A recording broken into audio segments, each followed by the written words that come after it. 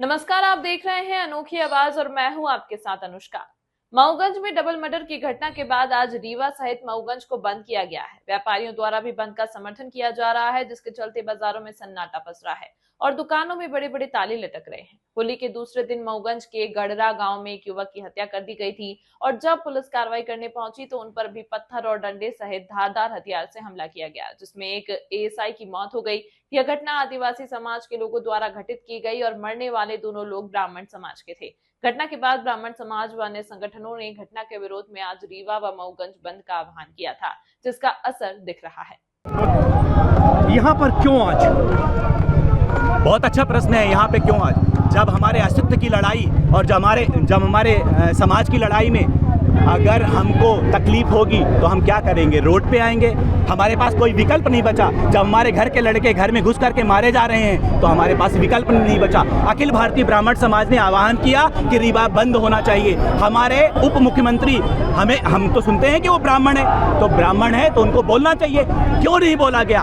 BD Sharma ब्राह्मण है, क्यों नहीं बोला गया? जब ब्राह्मणों पर अत्याचार होता है, हिंसा होती है, क्रूरता होती है, तो वो ब्राह्मण क्यों नहीं बोलता है? जब उनको वोट लेना होता है तो वो ये कहते हैं कि हम ब्राह्मण हैं, हमको वोट दो, हम हमारे समाज के हैं, हम अपने परिवार के हैं, हमको वोट दो। तो क्यों वोट दिया जाता है आपको? इसलिए वोट दिया जाता है कि आप मंत्री बने, आप उप मुख्यमंत्री बने, आप विधानसभा में जाएं तो ब्राह्मण समाज की बात करें। इसलिए नहीं बोला जाता है कि हम सब मरते रहें और आप चुपचाप दही जमा करके बैठे रहें। इसलिए अखिल भारतीय ब्राह्मण समाज और पूरा सवर्ण समाज आप देख पा रहे हैं। अपना नाम बता दीजिए। पंडित पुष्पेंद्र मिश्र, प्रदेश अध्यक्ष, अखिल भारतीय ब्राह्मण समाज मध्य प्रदेश। Thank you. लगातार बिगड़ती कानून व्यवस्था और हत्या जैसी घटनाओं के बाद अब लोग सड़क में उतरकर विरोध कर रहे हैं। आज रीवा और मऊगंज जिले को विभिन्न संगठनों द्वारा बंद किया गया है। दुकानों में ताला लगा हुआ है और बाजारों में सन्नाटा फैला है।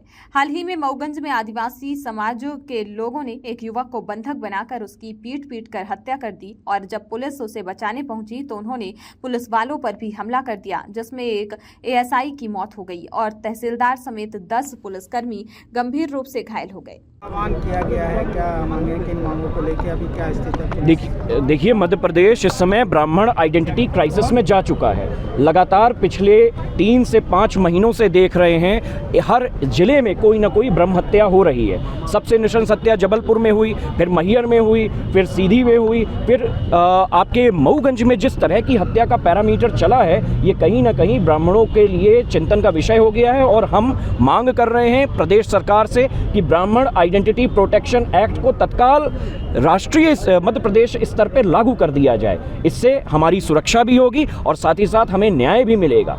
आदरणीय मोहन यादव जी की सरकार अगर कमज़ोर है तो कोई बात नहीं, लेकिन अगर मोहन यादव जी एक अच्छे मुख्यमंत्री हैं और वो शिवराज सिंह चौहान की तरह एक मुख्यमंत्री का दायित्व निभाना चाहते हैं तो वो तत्काल हमारी मदद करें और इस मुद्दे को संज्ञानता के साथ लेके अपराधियों को सख्त से सख्त, कठोर से कठोर सजा दिलवाएं। बंद की जैसे परमिशन नहीं मिली तो अब क्या आगे बंद होगा? बंद की परमिशन नहीं मिली है तो इसका मतलब सरकार ब्राह्मणों के खिलाफ है।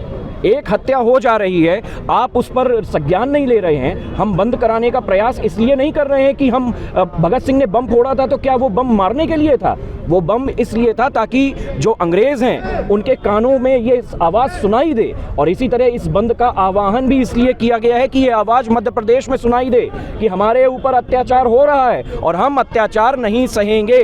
मध्य प्रदेश सरकार अगर अपना नैतिक दायित्व मानती है तो हमारी मदद करे, हमारी मदद को आए, और अगर नहीं आ सकती है तो फिर ब्राह्मण समाज अगले चुनाव में एक ऐसा व्यक्ति ढूंढ लेगा जो हमारी मदद कर सके।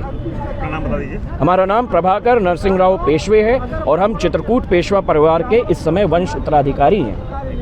घटना के बाद लोगों में आक्रोश फैल गया और आरोपियों की गिरफ्तारी समेत उन पर कड़ी कार्रवाई की मांग करते हुए आज विरोध करते हुए रीवा और मऊगंज को बंद कराया गया।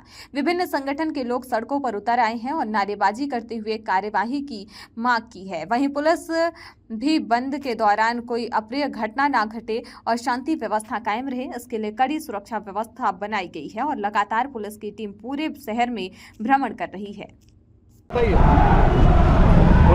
आज आप लोग क्यों आए? हम यहाँ एक ब्राह्मण के साथ अत्याचार हुआ, उसका मर्डर हुआ, एक एएसआई के साथ मर्डर हुआ।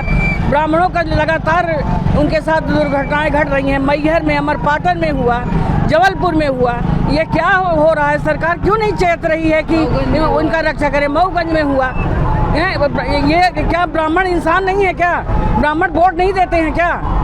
ब्राह्मण हिंदू से मतलब अलग से पैदा हुए हैं क्या? ब्राह्मण सभी का सहयोग करते हैं, लेकिन ब्राह्मण के साथ अत्याचार हो रहा है। अपना नाम बता दीजिए। उमा पांडे। हाँ बताइए। जो मऊगंज में निशंस हत्याकांड हुआ, एक हमारे ब्राह्मण सन्नी द्विवेदी जी की हत्या हुई और साथ में हमारे पुलिस के जवान एसआई गौतम जी को जो जिस निर्दयतापूर्वक मारा गया, उसके विरोध में हम सब ने अखिल भारतीय ब्राह्मण समाज, क्षत्रिय समाज, रायल राजपूत संगठन, करणी सेना, वैश्य समाज, सब ने शांतिपूर्ण ढंग से आह्वान किया है, रीवा बंद का है। और हम सब की मांग है कि दोहरे मापदंड का कानून जो हमारे मध्य प्रदेश या देश में चल रहा है वो नहीं होना चाहिए। अगर सवर्णों के साथ कार्रवाई होती है, बुलडोजर गिराया जाता है, एनकाउंटर होता है, तो अन्य जो आरोपी हैं, अन्य समाज के आरोपी हैं, उनके साथ भी ऐसी कार्रवाई होनी चाहिए जो समाज में एक मैसेज दे, जो वर्ग का बंटवारा ना होने दे।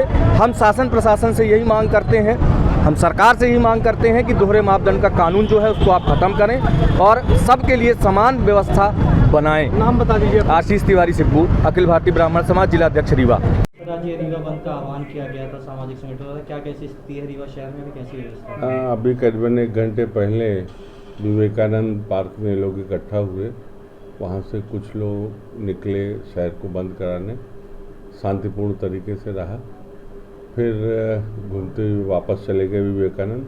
वहाँ पे उनका ज्ञापनबाजी हुई है, ज्ञापन उन्होंने दिया है।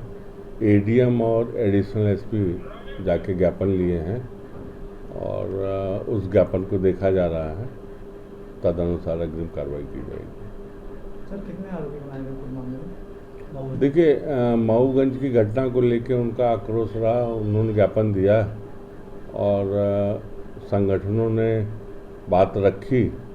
मऊगंज में हमारे लगभग 20-22 लोग हिरासत में हमारे हैं। लूटी गई राइफल वो भी हमने जब्त कर लिया है और आरोपियों की गिरफ्तारी भी उसमें हो रही है लगातार।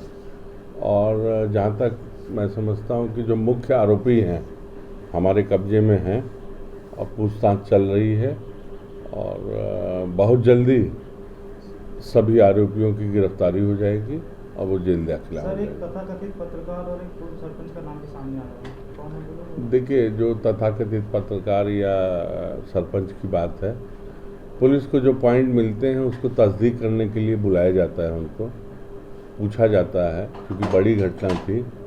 एक यंग आदमी की डेथ हुई और एक पुलिस वाले की डेथ हुई। तो जब भी कहीं से हमको सूचना मिलती है तो हम उसको तस्दीक करने के लिए बुलाते हैं। उस तस्दीक करने का मतलब ये नहीं होता कि वो आरोपी हैं, वो आरोपी हैं। जैसी स्थिति होती है वैसी कार्रवाई की जाती है। मैं आपको आश्वस्त करूँगा कि किसी भी गलत आदमियों को इस प्रकरण में नहीं डाला जाएगा और अगर कोई किया है तो उसको छोड़ा भी नहीं जाएगा। सर प्रोटेस्ट कर रहे हैं सामाजिक संगठन के लोगों की मांग थी कि आरोपियों को फांसी दी जाए और उनके घर पे बुलडोजर की कार्रवाई की जाए। क्या फांसी और बुलडोजर कार्रवाई? देखिए, फांसी हमारा काम नहीं है, न्यायालय का कार्य है। और जो बुलडोजर की कार्रवाई है, माननीय सर्वोच्च न्यायालय ने उसमें एक गाइडलाइन इशू की है, उस गाइडलाइन का ही पालन हम लोग करते हैं। और भीड़ अलग है, नियम अलग है, दोनों चीज़ें अलग हैं। मोबाइल में लाइव वीडियो मिला है जब घटना हो रही थी, पत्रकार भी मौजूद था, लाइव वीडियो बना था। ये चीज़ें विवेचना की भी बातें हैं, इस पे मैं कुछ कहना नहीं चाहूँगा। सर घटना का मुख्य कारण क्या था, अब तक क्लियर नहीं हो पाया? बहुत जल्दी आपको बता दिया जाएगा, लेकिन अभी तक की जो जांच में पता चला है कि कोई पूर्व नियोजित नहीं समझ में आ रहा है। तात्कालिक आवेश, उद्देश्य और तात्कालिक नाराजगी, गुस्से में आने के बाद घटना कारित हुई है। जो विवेचना का विषय है, हम विवेचना कर रहे हैं, बहुत जल्दी आपको पूरा डिटेल दे देंगे। इस खबर में फिलहाल इतना ही। अन्य खबरों के लिए देखते रहिए अनोखी आवाज।